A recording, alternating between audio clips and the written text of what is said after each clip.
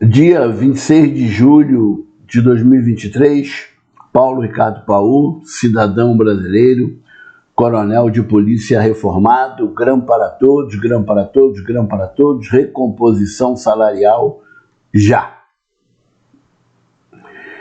Primeiro, novamente agradecer as orações e os pensamentos positivos dirigidos à minha mãe, Alceni Alves Paul.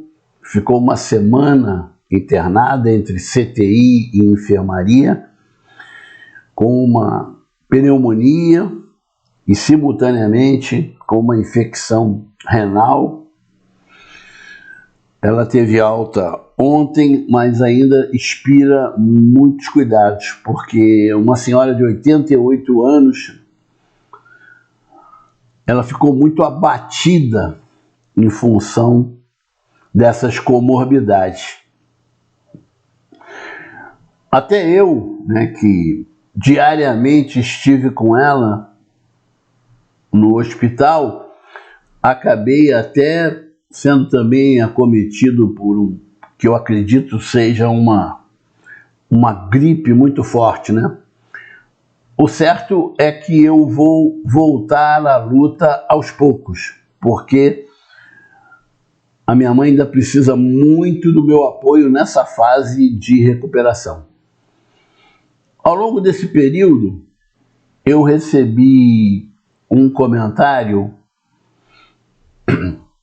inclusive agradeço também os comentários no tocante à melhora da minha mãe, mas eu recebi um comentário que dizia assim: Coronel, quando o senhor voltar, a sua mesa estará cheia de trabalho. E não resta a menor dúvida. Eu tenho uma série de assuntos para comentar. Os que aconteceram antes desse período de internação da minha mãe, os que aconteceram durante e até os que aconteceram hoje, Hoje nós tivemos, circulando nos grupos de Zap, uma mensagem muito importante. Mas eu vou começar, e para que esse vídeo não fique com 1 hora de duração, eu vou começar com um comentário que eu deixei lá atrás, quando eu tratei do último erro que o governo do estado do Rio de Janeiro estava prestes a cometer. Ele cometeu o erro. O Poder Executivo cometeu o erro. Embora existam várias pessoas se apresentando como pais da criança, quem cometeu os erros ao longo desse processo foi o Poder Executivo. É um erro indefensável. Se for feita uma investigação, aliás, já era para estar sendo feita uma investigação, se for feita uma investigação, eu considero indefensável. Esse erro pode ser considerada a pá de cal. Fechou a tampa do caixão. Não tem como escapar. Só que, vou usar agora uma expressão que nós utilizamos muito nas ciências, nas condições normais de temperatura e pressão, esse erro seria o último erro, o erro derradeiro do atual Poder Executivo. Só que nós não estamos com essas condições. Essa é a grande realidade. Hoje eu coloquei, não foi a primeira vez, mas eu coloquei uma pequena frase no meu Facebook, que em síntese significa o seguinte: eu tenho 65 anos de idade e nunca vivenciei no Brasil uma democracia. Porque conceituar democracia é muito fácil. É como conceituar bondade, conceituar maldade. Agora, a bondade, ela tem que ser expressa em fatos concretos. A maldade também tem que ser expressa em fatos concretos. Quando, por exemplo, o poder executivo nos nega um direito previsto na legislação, esse é um fato concreto que caracteriza uma maldade. Sobretudo, ganhando maior relevância, é melhor usar essa expressão, porque a maldade é cometida contra os mais fracos, os idosos, os sequelados e as pensionistas. Então a democracia, ela não é um conceito apenas. Ela tem que ser transformada em fatos concretos. Por exemplo, não existe democracia sem a harmonia e a independência entre os poderes. Você não pode falar que vive numa democracia se o país no qual você vive não existe harmonia, mas independência, sobretudo entre os poderes. Que poderes? Executivo, legislativo e judiciário. Então nós nos acostumamos, e eu vou pegar lá da esfera federal esse exemplo, nós nos acostumamos a ouvir o seguinte: estabeleceu-se a ditadura do judiciário. E as pessoas que falavam isso, eu não estou aqui dizendo que elas estão certas ou estão erradas, mas as pessoas que argumentavam nesse sentido o faziam dizendo o quê? Que o poder judiciário não deixava o executivo governar. Ou seja, o poder judiciário ganhou uma supremacia sobre os outros poderes. Isso não é democracia. Se isso for comprovado, se a história comprovar isso, é fato que o Brasil não está vivenciando uma democracia. Pegando o lado federal e trazendo para o estadual, não é errado dizer que aqui no estado do Rio de Janeiro, usando a mesma linha de raciocínio, que nós estamos vivendo a ditadura do executivo. Por quê? Porque o executivo, ele descumpre leis e os órgãos de controle que têm o dever de fiscalizar, que são Ministério Público, Alerj, e o poder que deveria estar restituindo os direitos sonegados pelo Executivo, ele não está restituindo. Então nós temos um poder hegemônico. L'état c'est moi. O Estado sou eu. Isso tudo eu estou comentando em tese para promover reflexões. Passemos a um fato concreto. Estava pagando por erro. A Polícia Militar acusou o pagamento por erro. Pagou durante todo o ano eleitoral. Aparece o documento da Polícia Militar dizendo que era errado pagar. Esse documento é usado para quê? Para comprovar que a grana é genérica. E o que o Executivo faz? Diz que a grana é pro labore faciendo e corta.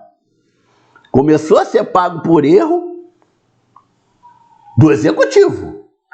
Continuou sendo pago por erro do Executivo. O Executivo mandou cortar. E agora o Executivo mandou pagar de novo.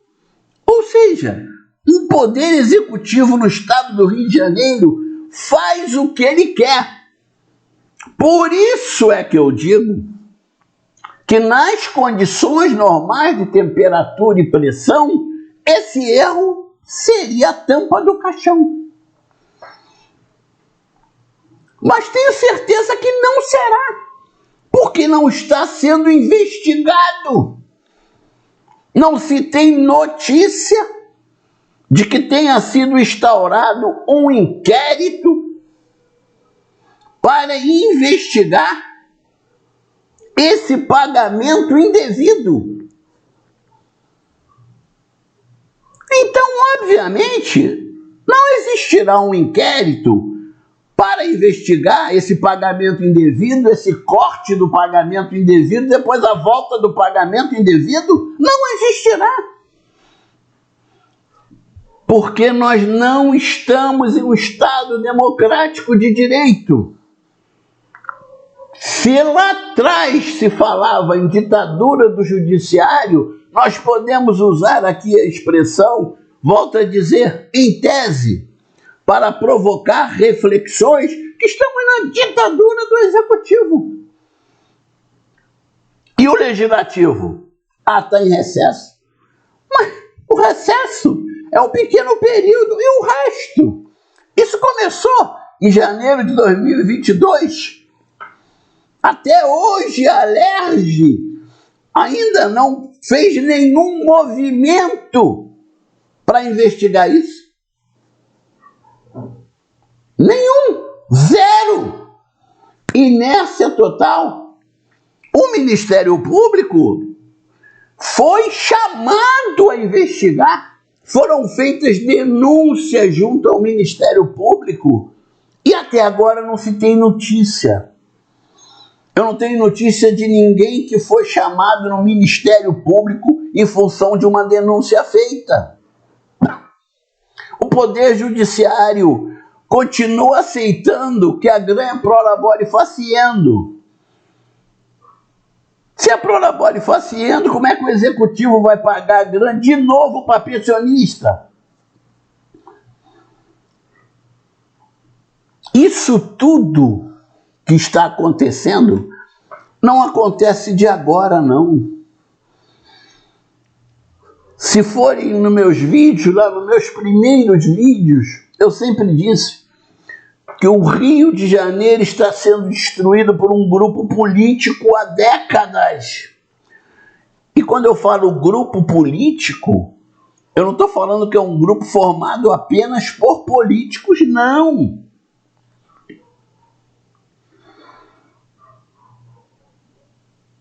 É muito difícil você lutar quando as regras não são obedecidas, no caso, as leis. Você já imaginou se você fosse um lutador de boxe e entrasse no ringue para disputar lá uma luta e quando você olhasse para o seu adversário, ele não tinha luvas, ele tinha em suas mãos 2 pistolas calibre 40. Mas que luta é essa? É uma luta fora das regras. É isso que nós estamos vivendo. Por isso que eu digo que nós não podemos desanimar. Nós temos que ser otimistas, inclusive com relação à notícia que circulou hoje nos grupos de Zap. Temos que ser otimistas. Porque nós estamos vivendo um ambiente no Brasil e no Rio de Janeiro em especial completamente fora da normalidade. E repito, não é de hoje. Não adianta nós acharmos que se nós conseguíssemos retirar os atuais políticos, que a coisa melhoraria. Não, porque isso vem de longa data. Então se apresentarão outros do grupo. Se alguém tem dúvida disso, assista aos vídeos do ex-governador Sérgio Cabral, condenado a mais de 400 anos sendo que não foi julgado em nenhum processo na segunda instância. Estamos nas condições normais de temperatura e pressão aqui no estado do Rio de Janeiro? Não estamos. Temos um grupo muito poderoso. Agora, eles não dominam todos.